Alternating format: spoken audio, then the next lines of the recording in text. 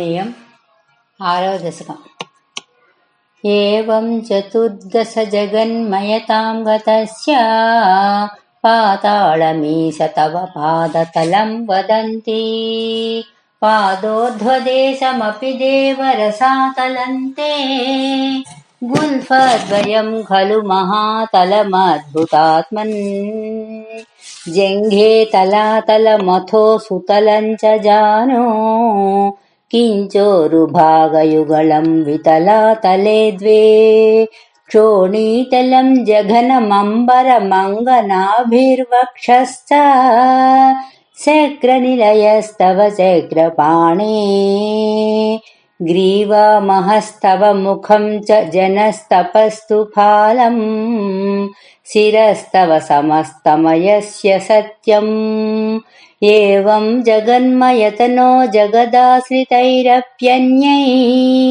निबद्धवपुषे भगवन्नमस्ते त्वद्ब्रह्मरन्ध्रपदमीश्वर विश्वकन्दछन्दांसि केशवघनास्तव केशपाशाः उल्लासि चिल्लियुगलं द्रुहिणस्य गेहम् पक्ष्माणि रात्रिदिवसौ सविता च नेत्रे निःशेष विश्वरचना च कटाक्षमोक्षः कर्णौ दिशोऽस्मि युगलं तव नासिके द्वे लोभत्रपे च भगवन्नधरोत्तरोष्टौ तारागणाश्च दशनाः समनश्च दंष्ट्रा मायाविलासहसितं स्वसितं समीरो जिह्वाजलं वचनमीश शकुन्तपङ्क्तिः सिद्धादयः स्वरगणा मुखरन्ध्रमग्निर्देवा भुजाः स्तनयुगं तव धर्मदेवः पृष्ठं त्वधर्म इह देव मनः सुधांसु अव्यक्तमेव हृदयाम्बुजमम्बुजाक्ष कुक्षिः समुद्रनिवः वसनन्तु सन्ध्ये शेफः प्रजापतिरसौ वृषणौ च मित्रः श्रोणिस्थलं मृगगणाः पदयोर्नखास्ते ह्यस्युष्ट्रसैन्धवमुखागमनन्तु कालः विप्रादिवर्णभवनं वदनाब्जबाहू चारूरुयुग्मचरणं करुणाम्बुदेते संसारचक्रमयि चक्रधरक्रियासे वीर्यं महासुरगणोऽस्ति कुलानि शैलाः नाड्यः सरित्समुदयस्तरवश्च रोमा जीयादिदं वपुरनिर्विचनीयमीशा ईदृग्जगन्मयवपुस्तव कर्मभाजां कर्मावसानसमये स्मरणीयमाहुः तस्यान्तरात्मवपुषे विमलात्मने ते वातालयाधिप नमोऽस्तु निरुन्धिरोगान्। गोपिका जीवनस्मरणं गोविन्द गोविन्द। नारायणीयम् एडव दशकम्। एवं देवचतुर्दशात्मका जगद्रूपेण जातः पुनः तस्योर्ध्वं खलु सत्यलोकनिलये जातोऽसि धाता स्वयं यं संसन्ति हिरण्यगर्भमखिल त्रैलोक्यजीवात्मकं यो भूस्फीतरजो विकारा विकसन्नानाश्रीसृक्षारसः सोऽयं विश्वविसर्गदत्तहृदया सम्पश्यमानः स्वयं बोधं खल्वनवाप्य विश्वविषयं चिन्ताकुलस्तस्तिवान् तावत्त्वं जगतां पते तपतपेत्येवं हि वैहायसीं वाणीमेनमसि स्रवः श्रुतिसुखां पूर्वं तपः प्रेरणां कोऽसौ मामवदत्पुमानिति जलापूर्णे जगन्मण्डले दिक्षुद्वीक्ष्य किमप्यनीक्षितवता वाक्यार्थमुत्पश्यता दिव्यं वर्षसहस्रमाततपसा तेन त्वमाराधिता तस्मै दर्शितवानसि स्वनिलयं वैकुण्ठमेकाद्भुतम् माया यत्र कदापि नो विकुरुते भाते जगद्भ्यो बहिः शोकक्रोधविमोहसाध्वसम्मुखा भावास्तु दूरं गताः सान्द्रानन्दझरी च यत्र परमज्योतिः प्रकाशात्मके तत्ते धाम विभावितं विजयते वैकुण्ठरूपं विभो यस्मिन्नाम चतुर्भुजा हरिमणिश्यामा वदा तत्विशो नानाभूषणरत्नदीपितदिशो राजद्विमानालयाः भक्तिप्राप्त तथा विधोन्नतपदा दीव्यन्ति दिव्या जनाः तत्ते धाम निरस्त सर्वसमलं वैकुण्ठरूपं जयेत् नानादिव्यवधूजनैरभिवृता विद्युल्लता तुल्यया विश्वोन्मादनहृद्यगात्रलतया विद्योतिता सान्तरा त्वत्पादाम्बुजसौरभैककुतुका लक्ष्मीः स्वयं लक्ष्यते यस्मिन् विस्मयनीय दिव्यविभवम् तत्ते पदं देहि मे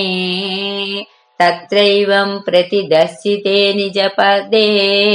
रत्नासनाध्यासितं भास्वत्कोटिलसत्किरीटा कटकाद्या कल्पदीप्राकृती श्रीवत्साङ्कितमात्तकौस्तुभमणि छायारुणं कारणम् विश्वेषां तव रूपमैक्षता विधिस्तत्ते विभो भातु मे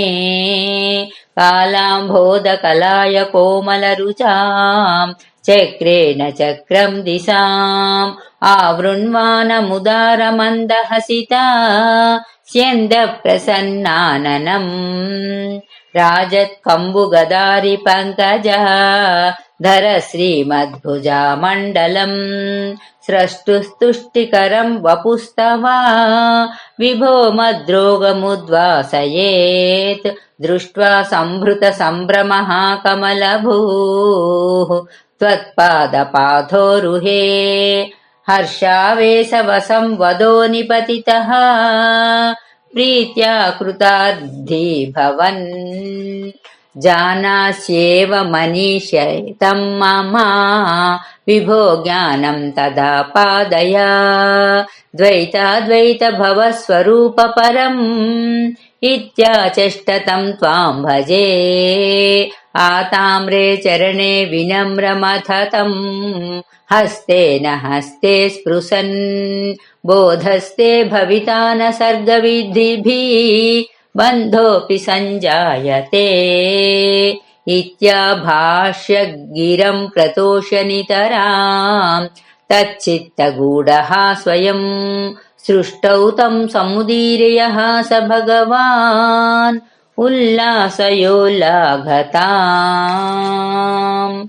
गोपिका जीवनस्मरणं गोविन्द गोविन्द नारायणीयं 8వ दशकम् एवं तावत् प्राकृतप्रक्षयान्ते ब्राह्मे कल्पे यादिमे लब्धजन्मा ब्रह्मा भूयस्त्वत्त एवाप्यवेदान् सृष्टिं चक्रे पूर्वकल्पोपमानां सोऽयं चतुर्युगसहस्रमितानि अहानितावान्मिताश्चरजिन्नि बहुर्सो निनाय निद्रात्यसौ त्वयि निलीय समं स्वसृष्टैः नैमित्तिकप्रलयमाहुरतोऽस्य रात्रिम् अस्मादुसां पुनरहर्मुखकृत्य तुल्यां सृष्टिं करोत्यनुदिनं स भवत्प्रसादात् प्राग्ब्रह्मकल्पजनुषां च परायुषां तु सुप्तप्रबोधनसमास्ति तदापि सृष्टिः पञ्चाशदब्दमधुना स्ववयोर्धरूपम् एकं परार्धमतिवृत्य हि वर्ततेऽसौ तत्रान्त्यरात्रिजनितान् कथयामि भूमन् पश्चाद्दिनावतरणे च भवद्विलासान् दिनावसानेऽथ सरोजयोनिः सुषुप्तिकामस्त्वयि संनिलीये जगन्ति च त्वज्झठरं समीयुः तद्देदमेकार्णवमास विश्वम् तवैव वेषे फणिराजशेषे जलैकशेषे भुवने स्म शेषे आनन्दसान्द्रानुभवस्वरूपः स्वयोगनिद्रा परिमुद्रितात्मा कालाख्यशक्तिं प्रलयावसाने प्रबोधये इत्यादि सता किलादौ त्वया प्रसुप्तं परिसुप्तशक्तिव्रजेन तत्राखिलजीवधाम्ना चतुर्युगाणां च सहस्रमेवं त्वयि प्रसुप्ते पुनरद्वितीये कालाख्यशक्तिः प्रथमः प्रबुद्धा प्राबोधय त्वां किल विश्वनाथा विभुज्य च त्वं जलगर्भसायिन् विलोक्य लोकानखिलान् प्रलीनान्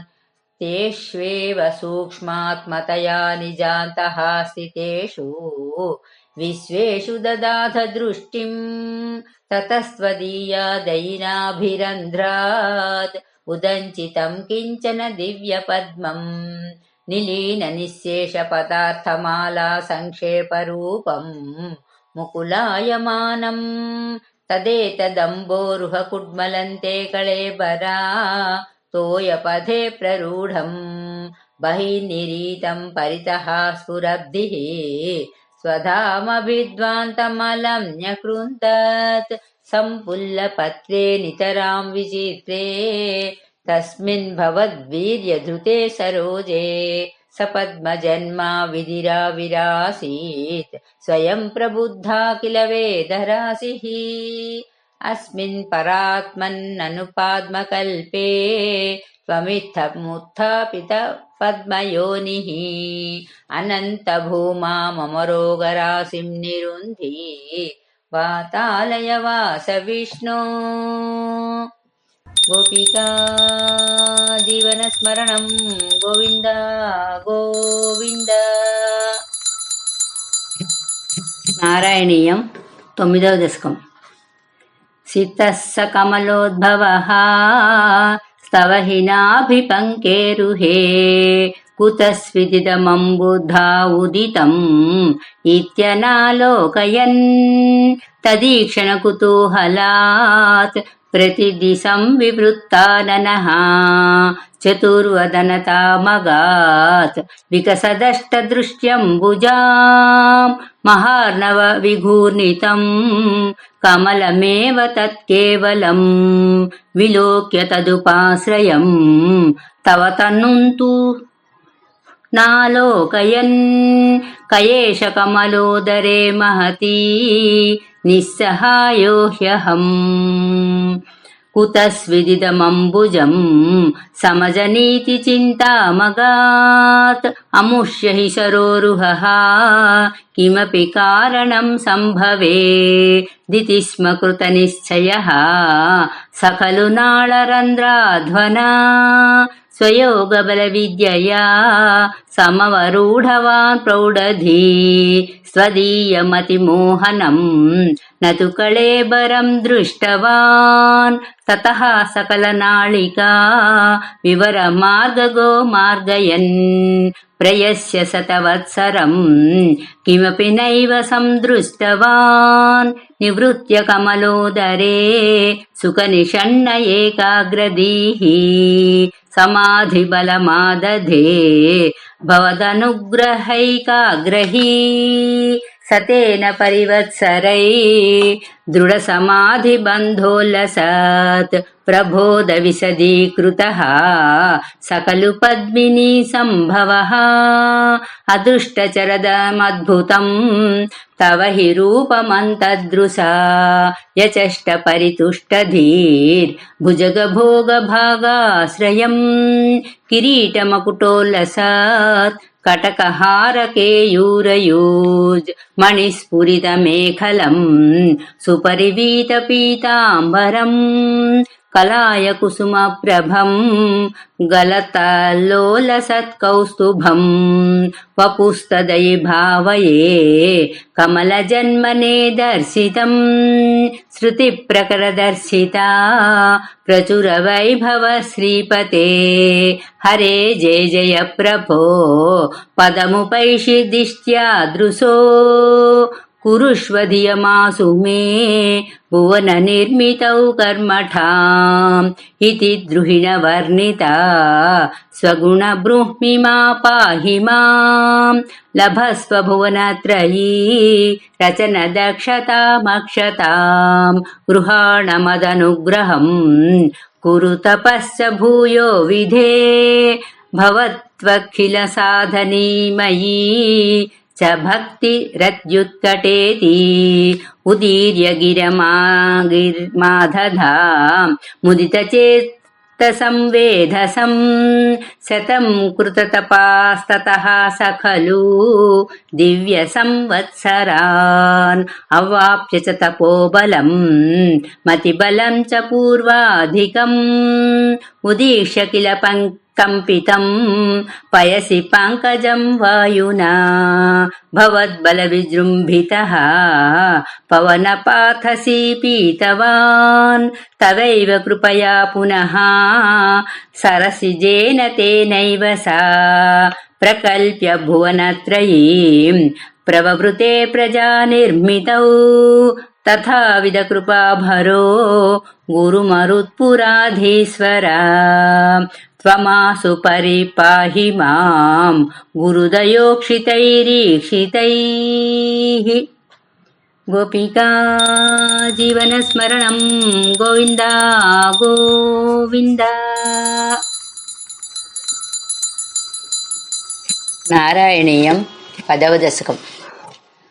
वैकुण्ठवर्धितफलोद भवत्प्रसादात् अम्भोजयोनिरसृजत् किल जीवदेहान् स्तास्नूनि भूरुहमयानि तथा तिरश्चां जाति मनुष्यनिवहानपि देवभेदान् मिथ्याग्रहास्मि मतिरागविकोपभीतिः अज्ञानवृत्तिमिति पञ्चविधां ससृष्ट्वा उद्दामतामसपदार्थविधानदूनस्तेने तदीयचरणस्मरणं विशुद्ध्यै तावत् ससर्ज मनसा सनकं सनन्दम् भूयः सनातनमुनिं च सनत्कुमारं ते सृष्टिकर्मणि तु तेन नियुज्यमानाः त्वत्पादभक्तिरसिका जगृहुर्नवाणीं तावत् प्रकोपमुदितं प्रतिरुन्धतोऽस्या भ्रूमध्यतो जनिमृडो भवदेकदेशः नामानि मे कुरु पदानि च हाविरिञ्च इत्यादौ रुरोद किल तेन सरुद्रनामाः एकादशाह्वयतया च विभिन्नरूपं रुद्रं विधाय दयितावनिताश्च दत्त्वा तावन्त्य दत्त च पदानि भवत्प्रणुन्नः प्राह प्रजा विरचनाय च सादरन्तम् रुद्राभिसृष्टभयदा कृतिरुद्रसङ्घा सम्पूर्यमाण भुवनत्रयभीतचेताः मामा प्रजाः सृजतपश्चरमङ्गलाय इत्याचष्टतं कमलभूर्भवदीरितात्मा तस्यादसर्गरसिकस्य मरीचिः अत्रिः तत्रङ्गिरा क्रतुमुनिः पुलः पुलस्त्यः अङ्गादजायत भृगुश्च वसिष्ठदक्षौ श्रीनारदश्च भगवन् भवदङ्घ्रिदासः धर्मादिकानभिसृजन्नथ कर्धमञ्च वाणीं विधाय विधिरङ्गजसङ्कुलोऽभूत् त्वद्बोधितैः सनकदक्षमुखैः तनूजैरुद्बोधितश्च विररामतमो विमुञ्चन् वेदान् पुराणनिवहानपि सर्वविद्याः कुर्वन्निजाननगणा चतुराननोऽसौ पुत्रेषु तेषु विदिधाय सा सर्गवृद्धिमप्राप्नुवंस्तव पादाम्बुजमाश्रितोऽभूत् जानन्नुपायमददेहमजो विभज्य श्रीपुंसभावमभजन्मनु तत्त्वदुभ्याम् ताभ्यां च मानुषकुलानि विवर्धयंस्त्वं गोविन्द मारुतपुराधिपनिरुन्धिरोगान् गोपिका जीवनस्मरणं गोविन्द गोविन्द।